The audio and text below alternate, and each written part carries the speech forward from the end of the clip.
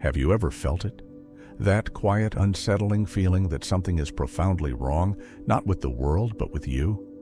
Not in a way you can fix with a new habit or a self-help book, but a deeper, more fundamental wrongness. It's the feeling of being trapped, even when all the doors are open. The sensation that you are a puppet, but you can't see the strings. You wake up every day, you make your choices, you chart your course, you believe you are free. But what if that freedom is a finely crafted illusion? What if the choices you believe are your own are in fact pre-programmed responses to a system you're not even aware of? This is not a conspiracy theory. This is a cold, uncomfortable truth about the nature of modern existence, a paradox that haunted philosophers from Plato to Nietzsche and beyond. They saw a pattern, a quiet, creeping idiocy that doesn't just surround us, it lives inside us. It's the paradox of the unseen chain. Think about the most foolish person you know, the one who doubles down on a clearly wrong idea, not because they're malicious, but because they simply lack the capacity to see their own error. We often laugh at this, or we get frustrated by it. We call it the Dunning-Kruger effect, and we comfort ourselves by believing we are not like them. We see the fool in the other. But what if the most insidious form of stupidity isn't the loud, obvious kind? What if it's the kind that is so integrated into our lives that we mistake it for intelligence, or worse, for virtue? The kind that makes you a compliant, easily managed cog in a machine you believe you're controlling. The philosopher Dietrich Bonhoeffer, writing from a Nazi prison cell, had a terrifying theory about this. He saw that true evil wasn't born of malice alone, but of stupidity. He wrote, "Stupidity is a more dangerous enemy of the good than malice." He wasn't talking about a lack of intellect, but a willful blindness, a stubborn refusal to see reality. It's a psychological condition where a person is so blinded by their own ideological certainty that they become impervious to facts, reason, and even their own self-interest. They're not just wrong, they are actively resistant to being made right. Bonhoeffer observed that this brand of stupidity is often the byproduct of power. When a group of people gain power, their collective intelligence doesn't rise. It often falls. Why? Because the pressure to conform, to obey, to maintain the status quo overpowers the individual's capacity for critical thought. The brave, independent thinkers are weeded out, leaving behind a chorus of compliant voices. Machiavelli, centuries earlier, had seen this same pattern. He understood that leadership in its rawest form often rewards the most cunning, the most theatrical, and the most self-serving individuals, not the most virtuous or intelligent.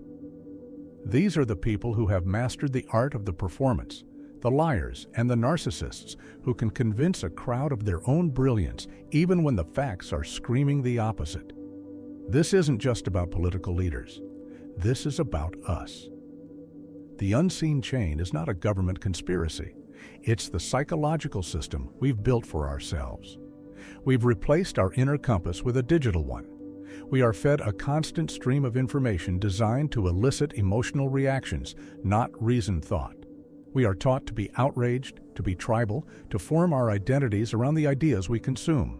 We get a little dopamine hit every time we agree with our digital tribe, every time we like a post that confirms our existing biases. This is where Plato's allegory of the cave becomes terrifyingly relevant. Plato described prisoners chained in a cave, only able to see the shadows of puppets projected on the wall. They mistake these shadows for reality, and they kill anyone who tries to tell them there is a world outside. Today, our cave is the endless scroll of our feeds, and the shadows are the viral outrage cycles, the manufactured controversies, the dumb ideas that go viral because they're easy to consume and easy to share. We don't want to think, we want to feel. We don't want to be challenged, we want to be affirmed. We're a society that is addicted to the shadows, and we've come to hate the light. The most shocking twist in this story is that this path to idiocracy is not a mistake. It is a design feature. It's a feature of our comfort. Nietzsche, in his raw and brutal honesty, saw that modern comfort, our endless pursuit of ease and pleasure, was a slow poison. He believed that struggle, hardship, and the overcoming of adversity were the very things that forged a strong and independent spirit. When you remove struggle, you remove the need for depth, for resilience, for genuine thought. You create a populace that is comfortable, pacified, and easily led. Think about it. We have more access to information than any generation in history, and yet we feel more confused and divided than ever. We've built a world where convenience is king, and in doing so, we've stripped ourselves of the very tools we need to navigate a complex reality. We are the smart people who follow dumb ideas, not because we're dumb, but because we're too comfortable to be anything else. We have 1,000 choices of what to watch, what to buy, what to eat, but we have fewer and fewer original thoughts. We are drowning in data, but starved for wisdom. The real tragedy is that this isn't happening to us. It's happening through us. We are the ones who vote with our clicks, with our attention, with our time. Every time we engage with a shallow idea, we reinforce the system that makes us shallow. Every time we choose the easy outrage over the difficult truth, we tighten the chains. So, where does this leave you? You've seen the shadows. You've heard the echoes of Plato, Bonhoeffer, and Nietzsche. The discomfort you feel, that gnawing sense that you're a pawn in a game you don't understand, is not a sign of weakness. It's a sign of life. It's the first flicker of resistance. The path out of the cave is not to argue with the people chained beside you. It's not to demand that others see the light. The path is to untangle your own unseen chain.